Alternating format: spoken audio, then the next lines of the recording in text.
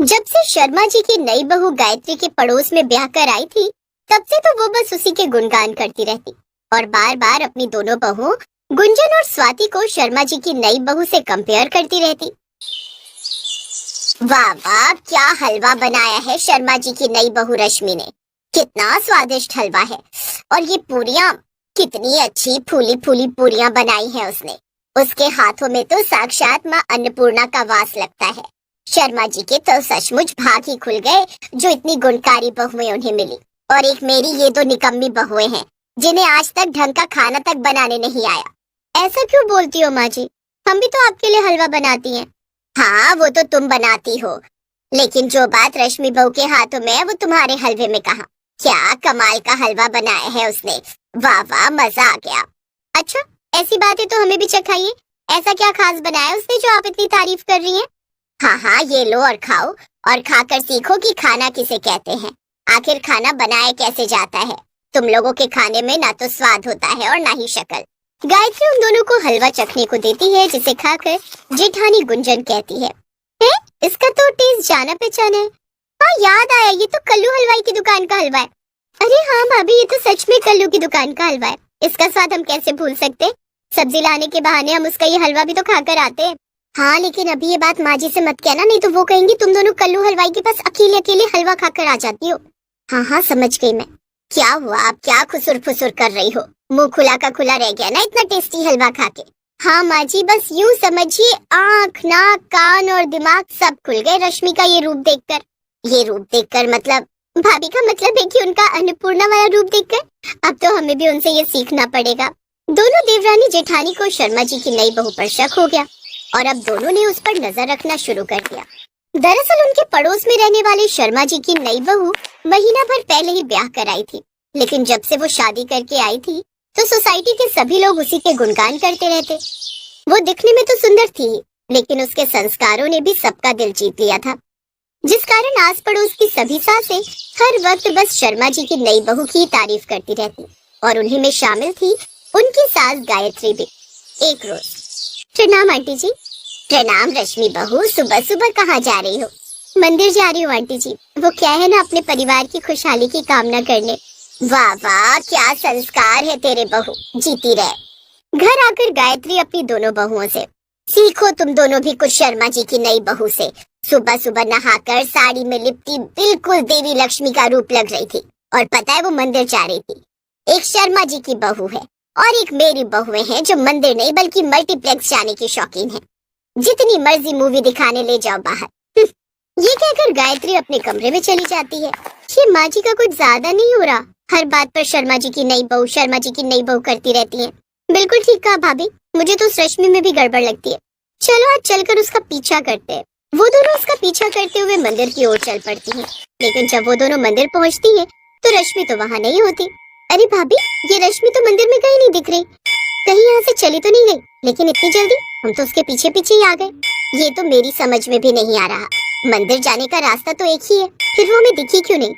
वो दोनों मंदिर से लौट रही थी कि तभी उन्हें सामने रश्मि नजर आती है, जो अपनी साड़ी उतारती है, जिसके नीचे उसने काफी छोटे कपड़े पहने हुए होते हैं। हे राम, ये मैं क्या देख रही हूँ? चल चल छुप कर देखते हैं। वो उस पर नजर रखती है। कुछ देर बाद एक लड़का वहाँ आता है, जिसके साथ वो सामने वाली मार्केट में शॉपिंग करने जाती है। ये देखो शर्मा जी की संस्कारी नई बहू यहाँ क्या गुल खिला रही है। माँ जी दिन भर इसके संस्कारों की तारीफ करती रहती है। हे भगवान, इस वक्त तो हम लोग अपना फोन भी नहीं लाए जो इनकी फोटो खींच लेते। हाँ, क्योंकि माँ जी को तो हमारी बात का विश्वास होगा नहीं। आपको क्या लगता है वो हमारे हाथ आ जाएगी? अरे नहीं, वो बहुत चालाक है, वो इतनी जल्दी हमारे हाथ नहीं आएगी। हाँ, लेकिन इसका भांडा तो फोड़ना ही पड़ेगा ना, नहीं तो इसके संस्कारों के चक्कर में माँ जी हमारा तेल निकाल देगी। बिल्कुल ठीक कहा तूने, लेकिन फिलहाल अब घर चलते हैं, नहीं तो माँ जी हम पर सवालों की झड़ी लगा देगी। दोनों देवरानी जेठानी घर आ जाती है और इसी बारे में सोचती रहती हैं कि कैसे हम उसकी असलियत सबके सामने लाएं। उसने सबके सामने अपनी ऐसी इमेज बनाकर रखी है कि किसी को भी उस पर शक होगा ही नहीं। इसीलिए हमें जो भी करना है सबूत के साथ करना होगा। वो दोनों ये बात कर ही रही थी कि तभी उन्हें बाहर हॉल से रश्मि की बात करने की आवाज आती है। ये लो, शैतान का नाम लिया और शैतान हाजिर। 100 साल जिए ये चुड़ैल। चल चल कर देखते हैं कौन सा नया ड्रामा करने आई है। आ रश्मि बहू बैठ, बता आज कैसे आना हुआ। आंटी जी, सबसे पहले तो आप मुझे आशीर्वाद दीजिए। आज मेरा जन्मदिन है और मैं बिल्डिंग के सभी बड़े बुजुर्गों का आशीर्वाद लेना चाहती हूँ। बस बस जीती रहे बहू, जीती रहे। भगवान तुझे लंबी उम्र दे और स्वस्थ रखे। तो आज क्या करने वाली हो तुम अपने जन्मदिन पर? मैं तो अपने जन्मदिन पर बस दुआएं कमाना चाहती हूँ, इसलिए सुबह मंदिर गई थी। भगवान जी का आशीर्वाद लेने के बाद आप सबका आशीर्वाद लेने आ गई। इसके बाद अनाथ आश्रम भी जाना है ना, अनाथ बच्चों को दान पुण्य करने। वाह बहू, क्या विचार है तेरे, क्या भले संस्कार हैं। नहीं तो आजकल की लड़कियां जन्मदिन पर छोटे छोटे कपड़े पहनकर टेढ़े मुंह बनाकर सेल्फी खींचेंगी, सोशल मीडिया पर खुद ही अपने बर्थडे का प्रचार करेंगी, बाहर घूमने जाएंगी, केक काटेंगी और बाहर का मुर्गा मारेंगी, वो भी दारू के साथ। मैं जानती हूँ, लेकिन तू सबसे अलग है। हाँ माँ जी, ये तो ठीक कहा आपने, वो सबसे अलग है। हमें भी तो सिखाओ भला अपने अच्छे संस्कार। जी ये तो बस आप सबकी दुआएं हैं। अच्छा अब मैं चलती हूँ, मुझे अनाथ आश्रम जाने के लिए देर हो रही है। ये कहकर वो वहाँ से चली जाती हैं। हम जानते हैं माँ जी, आप कहेंगी कितनी अच्छी है शर्मा जी की नई बहू। वैसे क्यों ना हम इस नेक काम में उसका साथ दें। मतलब हम सब और भी आस पड़ोस की औरतों को भी अनाथ आश्रम ले चलते हैं, सबको पुण्य भी मिलेगा और सब मिलकर उसका जन्मदिन भी वहीं मना लेंगे, उससे अच्छा लगेगा। क्या कहती हो जेठानी जी? हाँ अच्छा विचार है। अब वो सब मिलकर अनाथ आश्रम जाते हैं जहाँ उन्हें रश्मि कहीं नहीं मिलती। वो अनाथ आश्रम में उसके बारे में पता करते हैं, लेकिन वहाँ सभी किसी भी रश्मि के आने से इनकार करते हैं। वो सभी घर की ओर लौटने लगती हैं कि तभी उनकी नजर रश्मि पर जाती है, जहाँ रश्मि अपने दोस्तों के साथ हाथ में वाइन का ग्लास लिए डांस कर रही थी। आप सब यहाँ? हाँ रश्मि बहू, सोचा हम भी अनाथ आश्रम में थोड़ा दान पुण्य कर लें। वो आंटी जी, वो मैं बस अब बकरी की तरह मिमियाना बनकर हमारी आंखें खुल गई हैं, ये तेरी असलियत है। हम बेकार में तेरे कारण अपनी बहुओं को ताने देते रहते थे। और माँ जी आपकी जानकारी के लिए बता दूं, उस दिन जो आपने इसके हाथ का हलवा और पूरी बड़े चटकारे लगाकर खाया था ना, वो भी इसने कल्लू हलवाई से मंगवाया था। बता, अब बताती क्यों नहीं? हाँ वो मैंने वहीं से मंगवाया था, क्योंकि सच तो ये है कि मुझे हलवा बनाना आता ही नहीं। क्या? बेचारी शर्मा जी के तो भाग फूट गए जो ऐसी बहू नहीं मिली। अरे अब तू शादीशुदा है, खुद को सुधार ले जरा, नहीं तो ऐसा ना हो तेरे कारण हमारी बहुएं भी बिगड़ जाए। लेकिन इन सबसे अब स्वाति और गुंजन बड़ी खुश थी।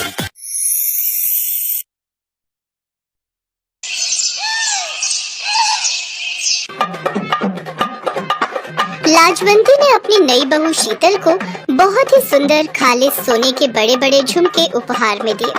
हर किसी की नजर उन झुमकों पर ही थी। लाजवंती की जेठानी कलावती की बहू रचना भी उन्हीं झुमकों पर नजर टिकाए खड़ी थी। माँ जी, आपने तो मुझे ऐसे बड़े बड़े झुमके दिए ही नहीं थे। चाची देखो, शीतल को कितने सुंदर बड़े बड़े झुमके उपहार में दे रही हैं। मुझे तो ऐसा लगता है आपने भेदभाव किया है। रुक, मैं लाजवंती से पूछती हूँ कि ये झुमके कहाँ से आए। लाजवंती, ये नई बहू के लिए बड़े बड़े झुमके कहाँ से लाई हो? पहले तो कभी नहीं देखे।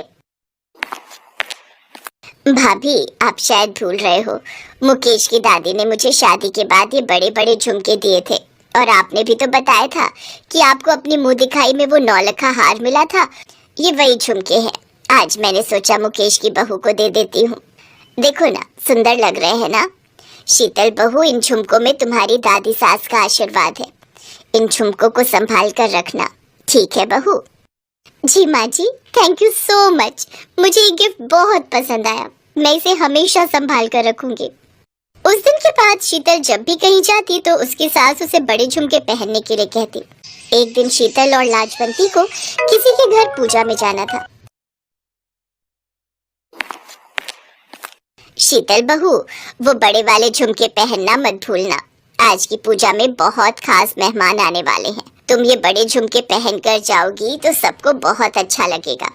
मैं सबको बताऊंगी कि ये झुमके तुम्हारी सास की सास के हैं। हाँ हाँ माँ जी, आप चिंता मत करो, मैं पहन लूंगी। आपने इतने प्यार से दिए तो मैं इसे पहनना भला कैसे भूल सकती हूँ। लाजवंती के जाने के बाद शीतल तैयार होने लगती है, पर शीतल को वो झुमके वहाँ नहीं मिलते जहाँ उसने रखे थे। अरे, मैंने तो झुमके इसी बॉक्स में रखे थे, पर इस बॉक्स में तो वो झुमके हैं ही नहीं। क्या हुआ शीतल? माँ आवाज लगा रही है, तुम अभी तक तैयार नहीं हुई? मुकेश, मेरे बड़े झुमके नहीं मिल रहे, वही जो माँ जी ने मुझे मुंह दिखाई में दिए थे, मैंने इसी बॉक्स में रखे थे। अच्छा, रुको, मैं ढूंढने में मदद करता हूँ।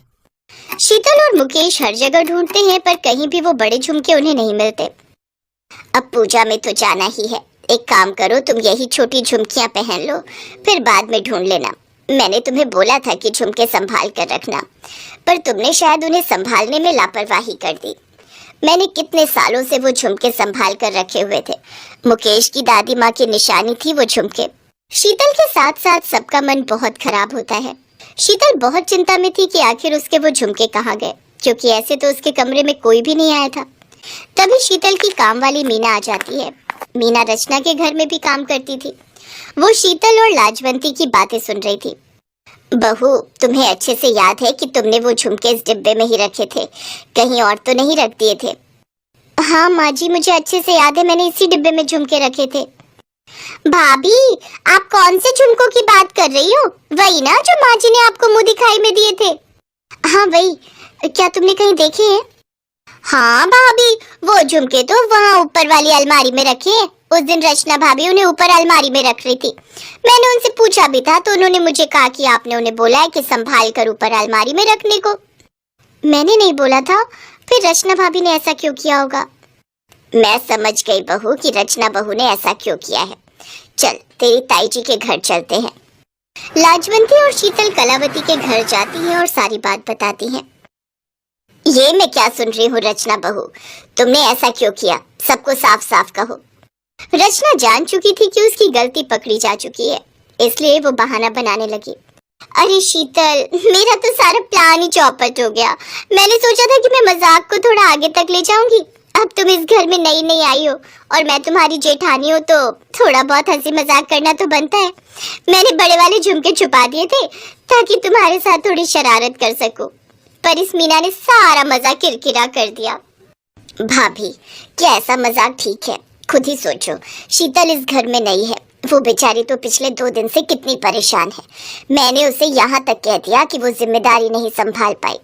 मुझे सचमुच बहुत बुरा लग रहा है। रचना का इस तरह से मजाक करना मुझे बिल्कुल ठीक नहीं लगा। रचना, आज के बाद ऐसा मजाक करने की कोई जरूरत नहीं है।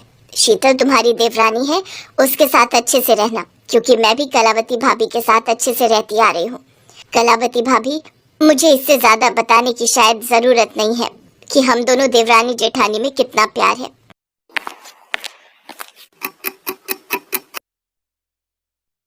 चलो शीतल बहू, एक काम करो, आज रात को शादी में जाना है ना, तुम यही बड़े वाले झुमके पहनना, तुम पर बहुत सुंदर लगते हैं।